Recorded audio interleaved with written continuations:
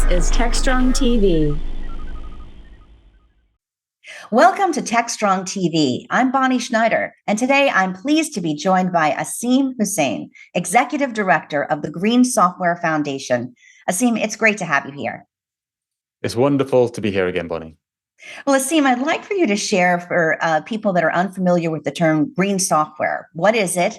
And also, what led you to this new position at the Green Software Foundation? Sure. So green software, as we define it, is software that is carbon efficient. So everything we do emits carbon into the atmosphere, including software. And what we say is for every unit of value or usability that a piece of software gives you, it should really be emitting the least amount of carbon possible. And that's what we call carbon efficiency. And there's actually three ways we say that you can be carbon efficient as software, and that is to be energy efficient, use the least amount of energy possible, hardware efficient, which is use the least amount of hardware possible. And the third one is carbon aware computing, which is use electricity when it's the greenest, use more electricity that's green than dirty electricity. That's called carbon aware computing. What led me to the Green Software Foundation? Well, I've been looking at the space of, the intersection of sustainability and software about 5 years now. And about 3 years ago, I've been writing, I've been talking, other organizations have started to write and talk about it. And we all just kind of came together and we realized that actually we should all be collaborating in this space rather than perhaps not necessarily competing, but working independently. And so we formed the Green Software Foundation. It's actually a foundation governed or we have the guidance of the Linux Foundation above us. We have a lot of structure here. And we work on open standards, open source, community events and teaching and training, and also kind of policy and work in that space as well. I was working at Microsoft. I used to work at Intel. I used to work at various organizations. And I'm very glad to say about a few months ago, I managed to transition full-time as the executive director of the Green Software Foundation. So that's been a wonderful transition for me. And yeah, I'm really looking forward to accelerating green software in this space moving forward. Well, congratulations. That is a terrific opportunity there. And speaking of opportunities, I understand that you have a big event coming up that involves carbon hacking. It's called Carbon Hack 24 Hackathon. Can you tell us all about that? Yeah, so we ran our first hackathon in 2022, and it was very, very successful. So now we're running another one in 2024. Hackathon is just a friendly competition with developers all over the world. And the theme for this year is software measurement, because that's actually a big theme for green software in general. And so we built a piece of technology called Impact Framework, which helps people measure and verify and audit, the emissions of software. And so this year's hackathon is all about measuring using the Impact Framework. Last time it was very much kind of developer focused, and this time we've even got contributions from non-technical developers. If you're somebody who's good at writing or explaining or writing case studies, there's even prizes for you there as well. Yeah. That does sound exciting. When is this event going to take place? It's going to take place, it starts off next week and it runs for about 3 weeks. So it finishes on April the 8th. If you want to go to it, it's grunsoft, grnsft.org/hack. Okay. That's the website to go to it. Oh, we have prizes. We have a number of wonderful sponsors.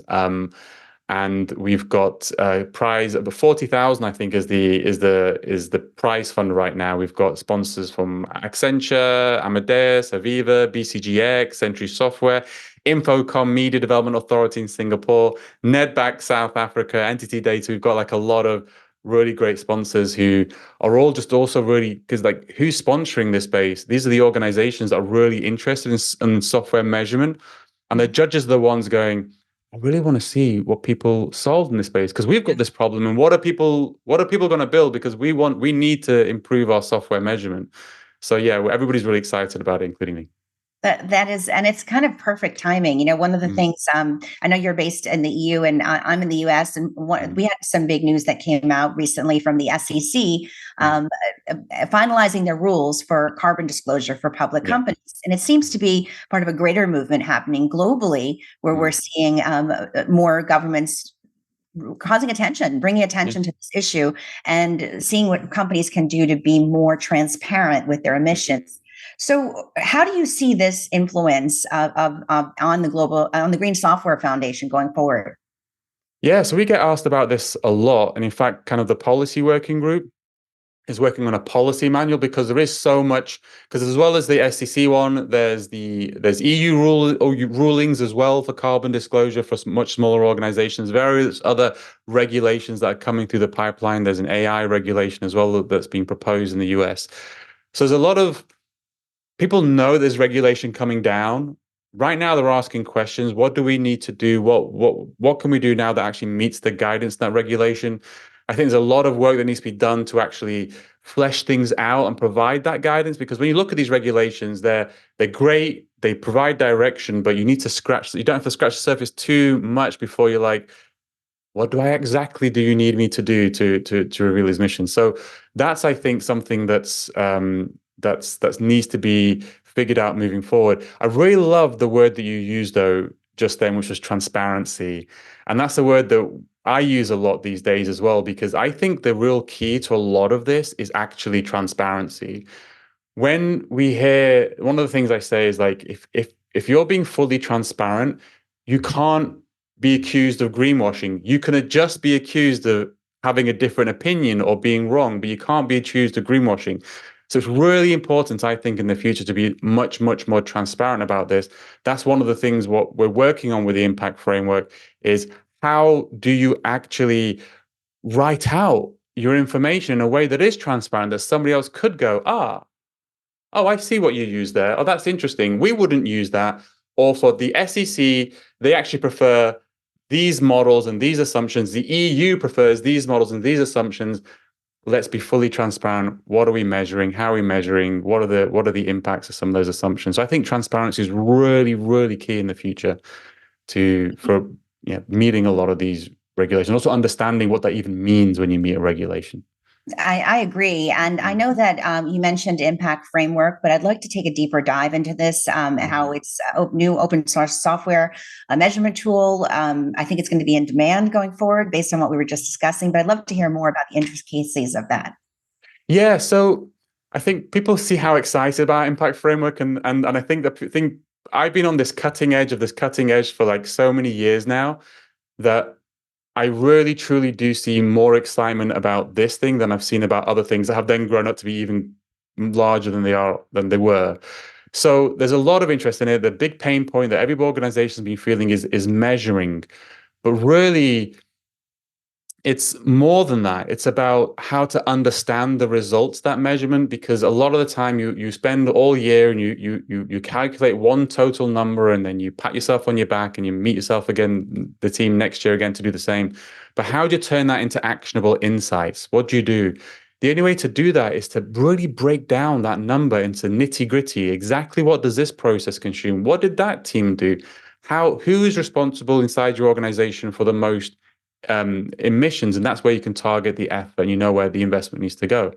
One of the things that I think has been a real revelation to me and to the whole team over the last 2 years, or we've been looking and investigating this space, is that we've all kind of historically been waiting for organizations and everybody to tell us what our emissions are. Tell me what my emissions are. Tell me what my emissions are. And it's really challenging for organizations to actually like give you that number, because it's actually very hard to calculate it in a way that makes sense to you. So what we've seen happen in the open source ecosystem, at least, is people have started taking things that they can observe about their software. Like, I might not know what the emissions of my software is, but I know how many gigabytes I saved into that database. I know how much money I spent on that cloud bill. I know how many page views I had on my website. And they then have been building these models which take those things you can observe and convert them into impacts. And that's really the real kind of aha moment, was like, oh, let's do a lot more of that. And that's what Impact Framework does. If you can observe something about your system, it can then take the observation, turn it into an impact. And it really empowers everybody all of a sudden to measure all of their impacts, because you're not waiting anymore for somebody to release emissions data. You can calculate it yourself from stuff you can measure yourself. So it's really empowering a lot of people to measure emissions. And a lot of people are excited about it. That's great. Well, the Green Software Foundation talks a lot about a trusted ecosystem in software Mm. development. Can you elaborate on what that is and how it can be implemented?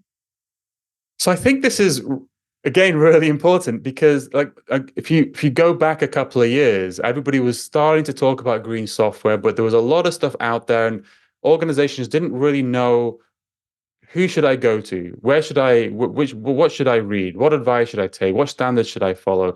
And that kind of fractured ecosystem doesn't give you a lot of trust if you're like a C-suite inside an organization and you want to invest in something or do something. So, what does creating a trusted ecosystem mean? Well, one of the ways that we've done it in the Green Software Foundation is just by working through consensus. We're now 60 member organizations. So, if 60 member organizations can get together and agree on a standard, then you can trust that standard more than if it was just built with one organization with all the best of intent and release it themselves. So that's one way you build a trusted ecosystem is through consensus. And also now we've kind of moved on a little bit. There's a lot of case studies. There's a lot more examples where large organizations, how they've applied some of these.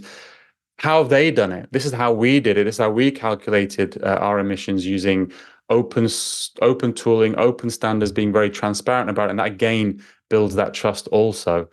But I think we're very different now than we were 3 years ago. There is a bit more trust in the ecosystem now, and people do know more about where to go to.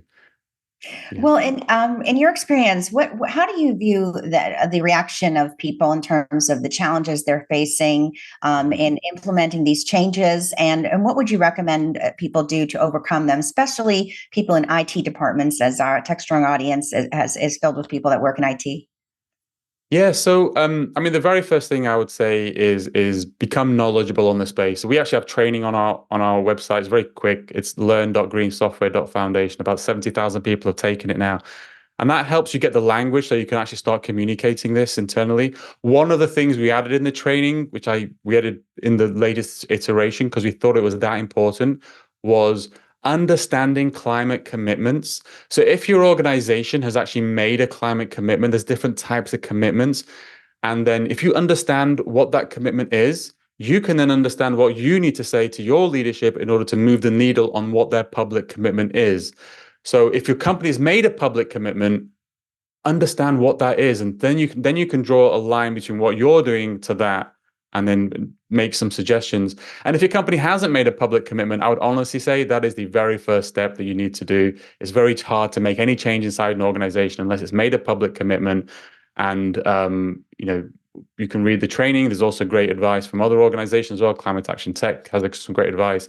Then it's more of a grassroots internal employee effort to speak to leadership, talk to them about the benefits of making these commitments, and start off there. But it has to be a combination of the top and the bottom of an organization.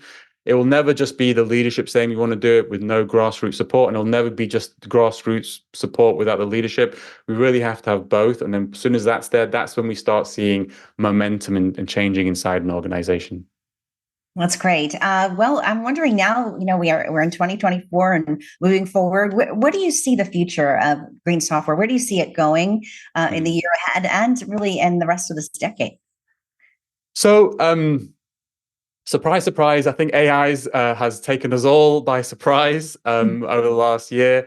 I think there's a really interesting stats that we used to talk about. We used to talk about the fact that ICT and kind of software's major driver of that was about 4 to 5% of global emissions, or 3 to 5% of global emissions.